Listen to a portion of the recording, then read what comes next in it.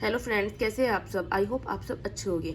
तो आज की इस वीडियो में हम क्या देखने वाले हैं, हम देखने वाले हैं एनसीईआरटी साइंस क्लास 8 के और चैप्टर 4। चैप्टर 3 तक मैंने करा दिया है। काफ़ी सारे कमेंट्स आ रहे थे मैडम आगे की वीडियो डालिए। तो जो है हमें ज्योग्राफी कंप्लीट कराई थी, ज्योग्राफी के हो गई है कंप्लीट 10th क्लास तक। अब हम देख रहे हैं साइंस। तो चैप्टर का नाम क्या है, दहन और ज्वाला। ठीक है, तो चलिए करते हैं इस चैप्टर पर हम चर्चा। सबसे पहले बात करते हैं दहन होता क्या है। ठीक है, यदि किसी वस्तु को ऑक्सीजन की उपस्थिति में जलाया जाए, जाहिर सी बात है कुछ भी हम जलाते हैं तो ऑक्सीजन उपस्थित होती है। तो ऑक्सीजन की जब उपस्थिति में जलाती है तो वह क्या देती है, ऊष्मा देती है और प्रकाश देती है। इसे ही कहा जाता है दहन। दहन का मतलब होता है जलना। ऐसे पदार्थ जिनका दहन किया जाता है, जिसको जलाया जाता है, उसको क्या कहते हैं, वे कहलाते हैं सहायक पदार्थ। ठीक है, तो आई थिंक आपको दहन समझ आ गया होगा। दहन को इंग्लिश में क्या कहते हैं, दहन को इंग्लिश में कहते हैं कंबशन। ठीक है, यदि मैग्नीशियम, ये Mg मतलब क्या है, मैग्नीशियम है। यदि मैग्नीशियम धातु का वायु की उपस्थिति में दहन किया जाता है, मतलब मैग्नीशियम धातु को अगर आप एयर की प्रेजेंस में क्या करो, उसको जलाओ, तो हमें क्या होगी, हमें ज्वाला दिखाई देती है, क्योंकि वो मैग्नीशियम धातु का जो वायर है वो जल जाएगा। लेकिन कास्ट कोयले के दहन पर ज्वाला दिखाई नहीं देती। लेकिन अगर हम कोयले को जलाएंगे तो तब हमें ज्वाला दिखाई नहीं देती। किसी भी वस्तु को जलाने के लिए ऑक्सीजन गैस की आवश्यकता होती है, यहाँ पे यही बताया गया है। ठीक है, और अब बात करते हैं हम ज्वलन ताप की, मतलब इग्निशन टेम्परेचर। ज्वलन ताप क्या होता है, किसी भी वस्तु का दहन करने के लिए उसे दिया जाने वाला जो न्यूनतम ताप होता है वो कहलाता है ज्वलन ताप। ज्वलनशील पदार्थ, नाम से पता चल रहा है। ठीक है, वे वस्तुएं जिनका ज्वलन ताप बहुत ही ज्यादा कम होता है, इस कारण वे आग के पास लाने पर सरलतापूर्वक लपटों के साथ जलने लग जाती है। वो जल्दी जलने लग जाती है तो उसको कहते हैं ज्वलनशील। हम कहते हैं ज्वलनशील पदार्थ जल्दी जल जाएंगे। जैसे सीएनजी। सीएनजी क्या है, सीएनजी गैस एक natural gas, compress natural gas. LPG liquid petroleum gas. ठीक है, पेट्रोल, डीजल, केरोसिन आपने देखा होगा, पेट्रोल वगैरह के बराबर में अगर आप आग की तीली ले जाओ एकदम से वो पकड़ लेती है, तो वो क्या है, वो ज्वलनशील पदार्थ होते हैं। अब हम बात करते हैं आग पर नियंत्रण। आग लगने वाली वस्तु पर अगर जल डालते तो उसका तापमान कम हो जाता है और उसे जलने के लिए ज्वलनशील ताप नहीं मिलता। ठीक है, इसलिए हम क्या करते हैं, पानी डालते हैं ना, तो क्या होता है, ज्वलनशील ताप उन्हें नहीं मिलता कोई भी वस्तु अगर जल रही है तो। यह आग पर नियंत्रण कैसे हो सकता है, पेट्रोल, डीजल, केरोसिन, जब इनसे आग लगती है तो ये जल से नहीं बुझती है। जल से बुझ जाती है मतलब जल्दी नहीं बुझती। क्यों, क्योंकि जल क्या होता है, जल जो है पेट्रोल से भारी होता है। जब हम उस पर जल डालेंगे तो पेट्रोल तो ऊपर जाएगा और जल क्या हो जाएगा, जल नीचे चला जाएगा।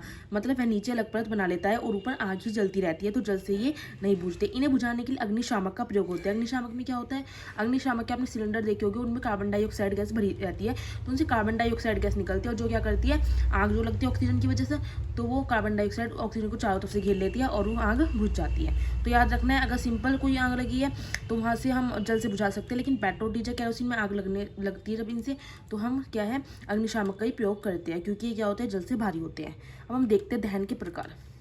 दहन के 3 प्रकार होते हैं। एक तो हम देख सकते हैं तीव्र दहन, मतलब कि रैपिड कंबशन, फिर आता है स्वतः दहन, स्पॉन्टेनियस कंबशन, फिर आता है विस्फोट। विस्फोट मतलब एक्सप्लोशन।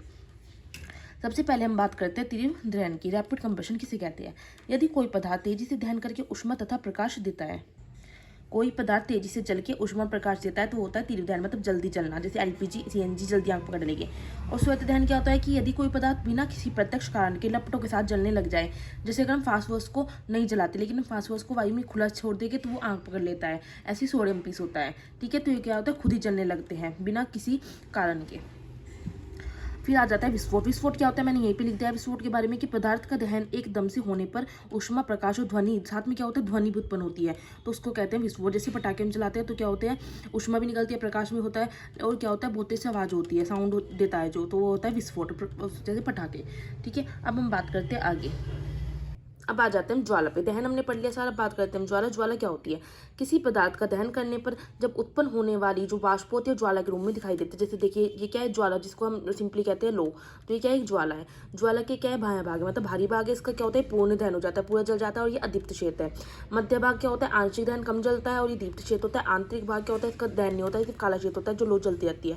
सबसे अधिक गर्म भाग किसको होता है, जो भारी भाग होता है वो उसको कहते हैं, वो उसका कलर कैसा होता है, नीला दिखाई देता है। बीच वाला जो होता है उसका पीला दिखाई देता है, ये कम गर्म होता है। और सबसे कम गर्म क्या होता है, जो बीच वाला आंतरिक भाग होता है, काला होता है ये। ठीक है, ये सिंपली हम इसको लो कहते हैं।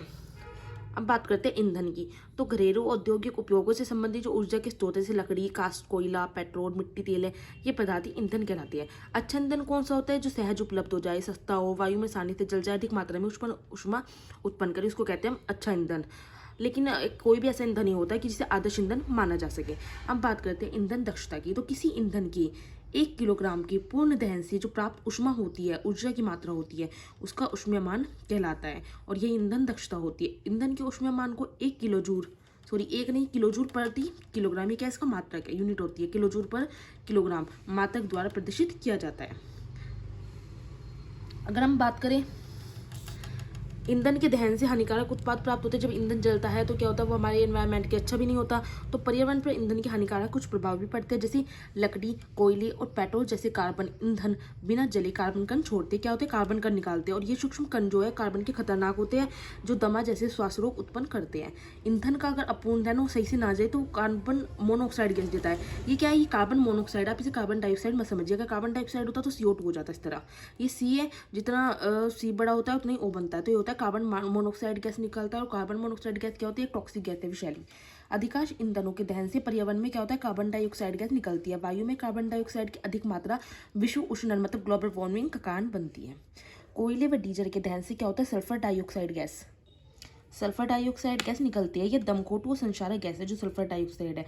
पेट्रोल इंजन नाइट्रोजन की गैसीय ऑक्साइड छोड़ते हैं। सल्फर और नाइट्रोजन की जो ऑक्साइड है वो वर्षा में घुल जाते हैं और ये बारिश करते हैं। कौन सी, अम्ल वर्षा, जिसको हम एसिड रेन कहते हैं। जो अम्ल वर्षा होती है वो फसल, भवन, मृदा के लिए क्या होती है, हानिकारक होती है। अब बात करते हैं मोटर वाहनों में ईंधन के रूप में डीजल और पेट्रोल का यूज़ करते थे, लेकिन अब डीजल और पेट्रोल की जगह का किसने ले लिया उनका स्थान, CNG ने। CNG क्या होती है, हिंदी में बात करो तो संपीड़ित प्राकृतिक गैस, वैसे होता है कि कंप्रेस्ड नेचुरल गैस। CNG जो एक स्वच्छ ईंधन है, सल्फर और नाइट्रोजन की ऑक्साइड का उत्पादन बहुत ही कम मात्रा में करती है, इसलिए CNG का यूज़ किया जाता है, प्राकृतिक गैस है क्योंकि। तो चैप्टर हो जाता है आपका कंप्लीट। अब मैं स्टार्टिंग से आपको चैप्टर दिखा रही हूँ। आपको क्या करना है, वीडियो को पॉज करना है और अपने नोट्स बनाते चलना है। नेक्स्ट चैप्टर में हम आगे की वीडियो में मिलेंगे, जो चैप्टर आपका 5th होगा।